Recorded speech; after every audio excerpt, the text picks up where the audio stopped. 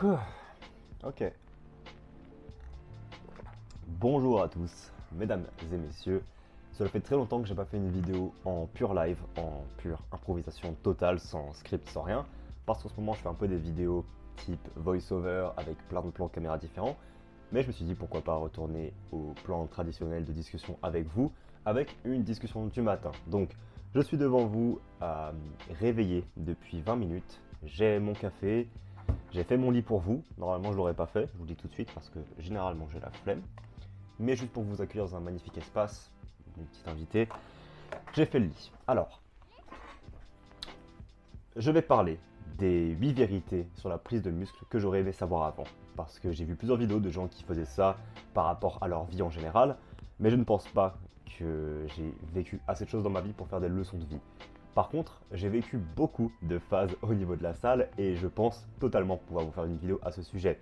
Parce que je suis passé par énormément de phases. Déjà, premièrement, pour que vous puissiez avoir un contexte, avant de faire de la salle, avant d'avoir du muscle, avant tout ça, même avant de devenir kiné, je faisais de la boxe et à la boxe, on m'avait enseigné que faire de la musculation, c'était quelque chose qui allait me ralentir, que les bodybuilders faisaient de la gonflette et que leur force n'était pas réelle. J'ai totalement acheté cette idée-là. Est-ce que c'était parce que, bon, par complexe, je suis en mode de toute façon, c'est du muscle qui sert à rien, même si c'est beau, ça sert à rien? Je ne sais pas, je ne saurais pas vous dire. Néanmoins, j'avais un esprit et un état d'esprit totalement anti-muscu. Ok. Donc, premièrement, c'est ça que j'ai dû corriger. Ça va s'appliquer à beaucoup de choses dans votre vie. N'ayez pas peur de changer d'avis sur les choses. Si vous vous rendez compte que vous avez fait un faux jugement et vous vous êtes trompé, c'est normal et ça arrive. Et si j'avais été euh, têtu et que je n'avais pas voulu changer mon état d'esprit par rapport à la salle, je ne serais même pas là devant la caméra à faire des vidéos. Donc parfois, sur certaines choses, il faut pouvoir changer d'avis. Donc voilà, je tiens à commencer par ça. Donc, la première chose, et d'abord c'est quelque chose que je remarque chez les gens, ce n'est pas quelque chose que j'ai vécu moi-même, mais c'est je pense l'erreur numéro un que je vois chez les gens qui ont 1 ou 2 ans de salle. Et généralement, ce sont des gens qui sont des anciens gros ou obèses. N'ayez pas peur de prendre de la graisse pour prendre du muscle. La plupart des gens que vous voyez sur internet sont des gens qui ont soit des génétiques de fous furieux, des gens qui ont été nés pour faire de la salle, ou d'autres qui utilisent des produits pour augmenter leur performance. La réalité, c'est que la prise de muscle, c'est un processus extrêmement lent. D'accord?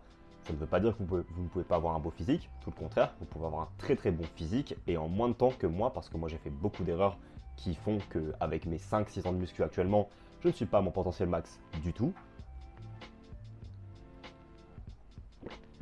Mais du coup, si tu veux avoir le plus de masse musculaire possible, il faut avoir un surplus calorique. Ok? Il y a beaucoup de gens qui vont me dire non, pas du tout. Il te faut un surplus calorique. D'accord? Pour ceux qui ne savent pas ce que c'est que ton corps a besoin chaque jour d'un certain nombre d'énergie. Et ce nombre d'énergie se résume en calories. Et si jamais tu prends plus de calories, normalement tu prendrais de la graisse, tu prendrais du poids. Mais si jamais tu demandes à ton corps de créer des nouveaux tissus en faisant de la musculation, il va utiliser les calories en surplus pour créer de la masse musculaire. Néanmoins, ce ratio sera toujours par exemple de 90% de muscle, 10% de graisse. Donc même si tu fais tout parfaitement et que tu manges quelques calories au-dessus pour fournir pile assez l'énergie nécessaire à ton corps pour faire du muscle, tu vas quand même prendre de la graisse. C'est pour ça que je vous conseille vraiment à beaucoup, et surtout à ceux qui sont naturels, de faire des périodes de prise de masse de très longue durée. Pas de 2 mois, pas de 3 mois, pas de 4 mois, pas de 6 mois, mais de 1 an. Faire des longues périodes où votre corps est dans un surplus et il peut grandir et il peut grossir et vous pouvez progresser. Ceux qui font de la musculation traditionnelle sous produits dopants, eux vont faire des cycles de 6 mois, d'environ 24 semaines. Parce que eux peuvent accélérer fortement le ratio auquel ils prennent du muscle. Nous, on ne peut pas. Donc, soyez longtemps dans un surplus calorique. Prenez votre temps, explorez ce surplus, prenez en force, devenez plus fort. Et après, si vous voulez, perdez du poids. N'ayez pas peur de prendre un peu de graisse. Ce n'est pas grave d'être un peu gros pendant une certaine période. Je ne dis pas non plus de devenir obèse rapidement. Essayez de compter un minimum vos calories et de gérer votre poids, de ne pas prendre plus de 0,5 kg par semaine en grand max et idéalement essayer de faire en dessous, 0,2 c'est mieux.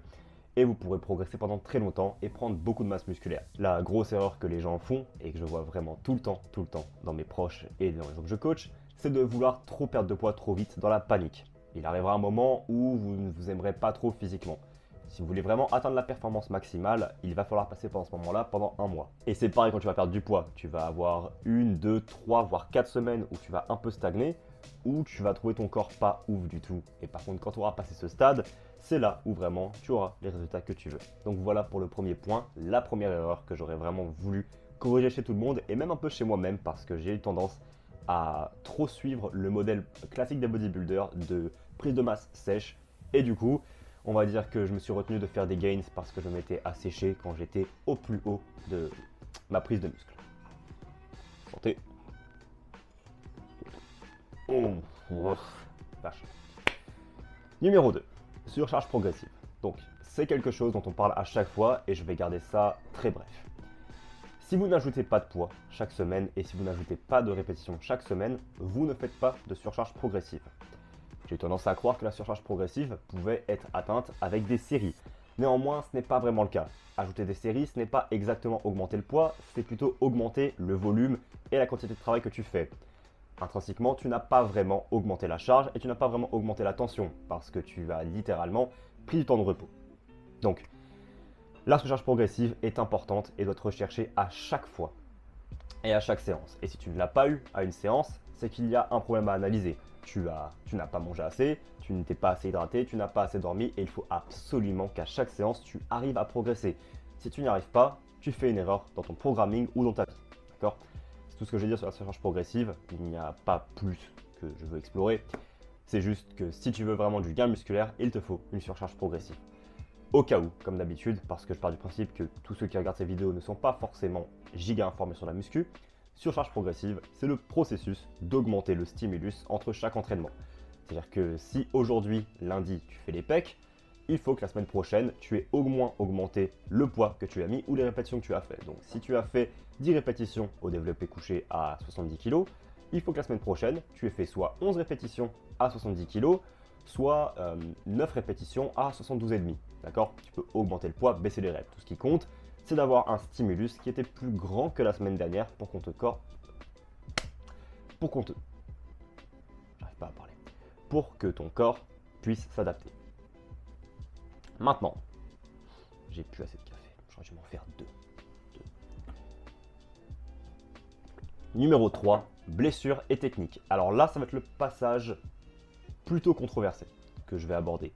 Tout simplement parce que notre société n'est pas encore prête à accepter cette vérité. Néanmoins, suivez-moi pendant quelques minutes, le temps que je vous explique ce que j'en pense. J'étais complètement fou de la technique et des blessures. Je pensais, au niveau de mes deuxième année de muscu, que toute personne qui se blessait était due au fait qu'il faisait mal des mouvements et des techniques. Et c'est encore le piège où beaucoup de personnes restent, beaucoup de kinés restent eux-mêmes, c'est de penser que la technique est un grand prédicteur de la blessure et de la prise de muscle. La technique à la salle, la technique à la salle et la façon dont tu soulèves les poids n'a pas une grande incidence sur la façon dont tu vas te blesser. Les blessures sont généralement dues à un manque de sommeil, un manque d'hydratation, trop d'entraînement, manque de récupération et parfois juste la vie. Parce que tu viens de te faire quitter par ta meuf et tu ne te sens pas bien mentalement, du coup tu dors moins bien et du coup blablabla, ça échelle, ça fait une échelle qui monte et blessure.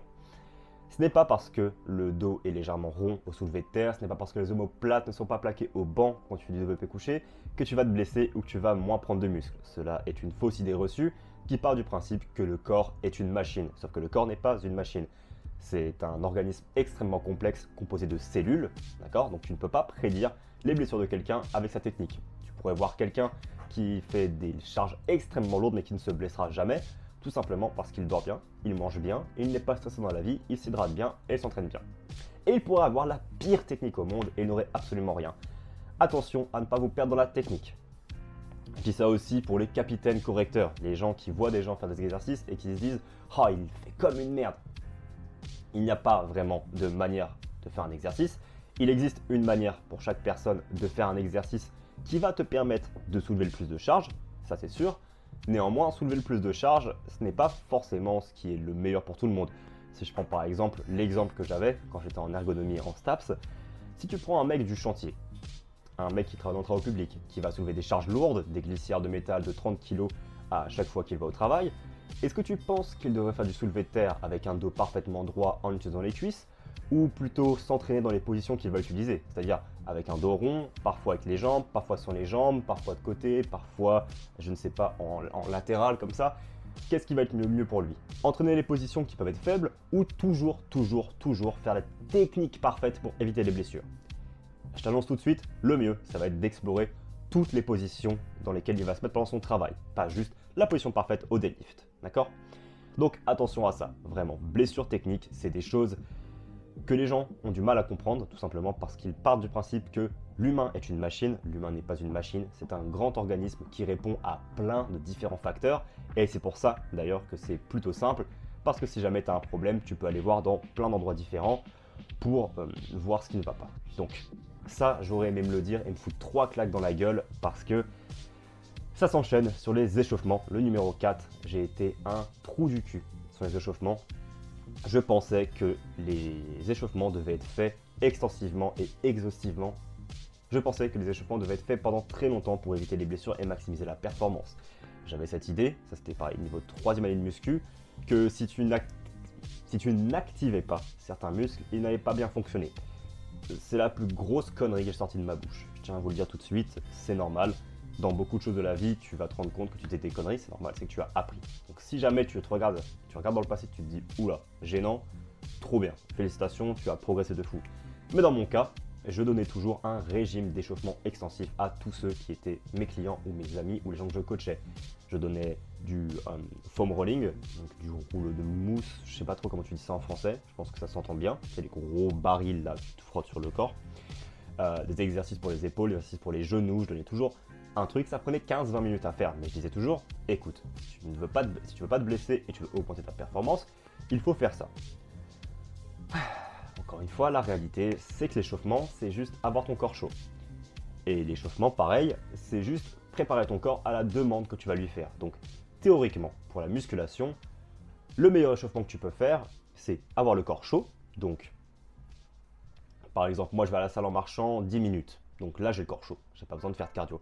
Si tu prends la voiture et que tu te gares à la salle, oui, va faire 5 minutes de vélo, de je ne sais pas quoi pour monter ta température corporelle, ça c'est sûr. Et la deuxième chose que tu vas faire, c'est que tu vas aller directement sur ce que tu vas faire. Si jamais tu vas faire du squat, mets-toi sous la barre, ok? Ne charge pas des poids, attention, mais mets-toi sous la barre, mets-toi en position de squat, explore ton squat, explore tes hanches, joue dans la position dans laquelle tu vas faire les trucs. C'est pareil, je fais du volley et quand j'ai pris des cours, les coachs faisaient la même erreur. Ils nous faisaient faire des activations du transverse, des abdos et tout ça. Et à chaque fois, je parlais avec ceux avec qui je faisais les cours et je disais, écoutez, le plus simple, là actuellement, ce serait de se chauffer. En effet, on fait des tours de terrain et tout ça. Mais on enchaîne sur des passes directement. On prépare notre corps directement aux demandes du sport. Parce que les autres muscles sont déjà activés. Ça ne sert à rien de préactiver des muscles et toutes les choses comme ça. Faire des super trucs pour les fessiers, des super trucs pour les abdos. Croyez-moi, ils sont déjà très bien activés. L'échauffement, c'est juste préparer ton corps à la demande du sport. Donc faire le sport que tu vas faire dans la séance, juste à une intensité beaucoup plus basse. Donc pour la musculation, ce que je vous conseille, c'est de ne pas perdre de temps sur l'échauffement. Par contre, imaginons si vous faites une séance upper body ou du corps. Premier exercice, tu échauffes tes pecs, donc tu fais 1, 2, 3, 4 séries d'échauffement. 4 séries d'échauffement.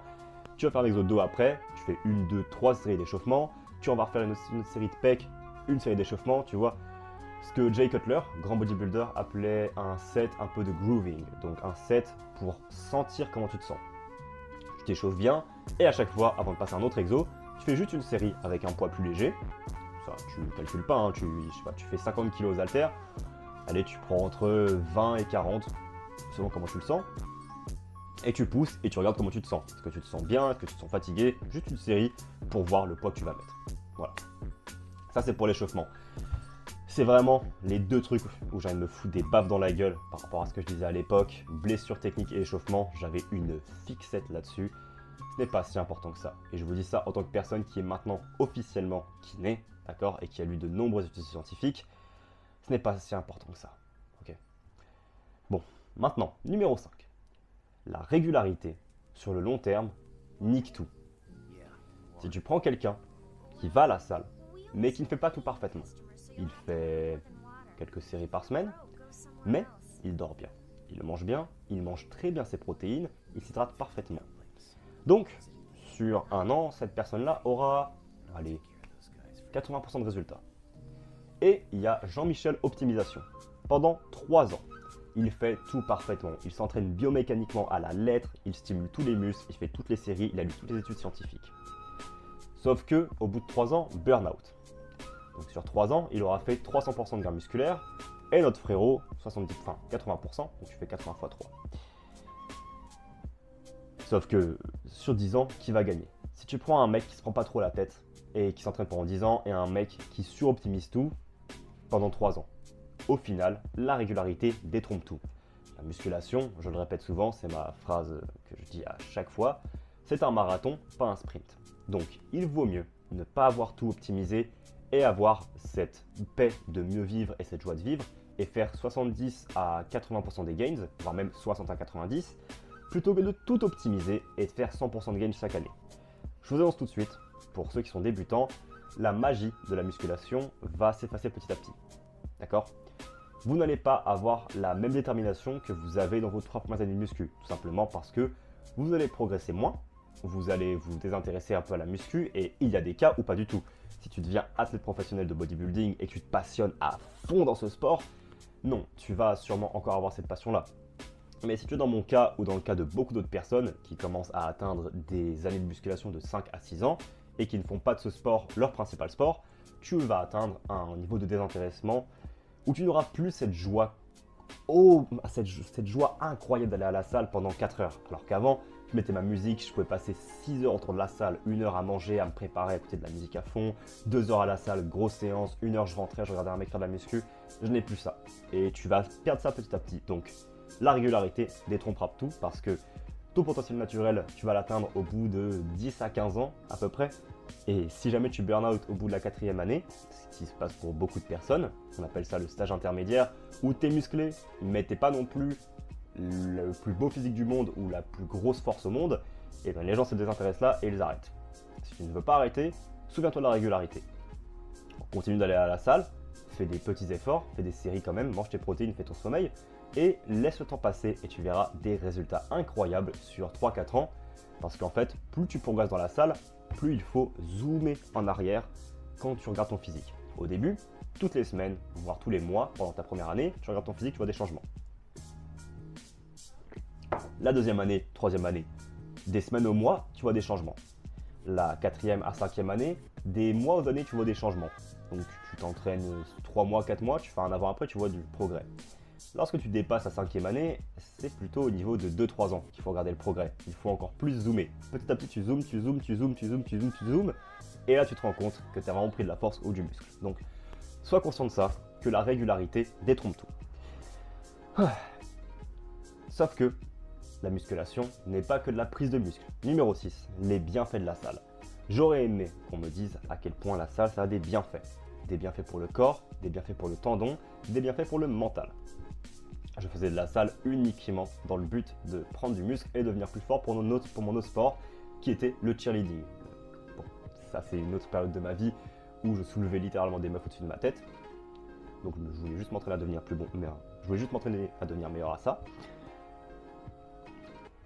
Et en vrai, la musculation, pareil, je dis ça très rapidement, il y a beaucoup de bienfaits. Je fais actuellement mon mémoire sur, enfin mémoire, ou une espèce de mini-thèse, une espèce de truc entre les deux, sur l'effet de la musculation sur les pathologies de quand on est vieux. Et je peux vous dire tout de suite, lorsque vous allez dépasser 45, 50 ans, 60 ans, si vous continuez à faire de la salle, vous allez avoir des bienfaits gigantesques au niveau de vos os, de vos muscles, de votre santé et de votre mental. Parce que même dans le mental, pour tout ce qui est de maladie Alzheimer et tout ça, vous allez avoir d'énormes bienfaits. J'aurais aimé savoir tout ça parce que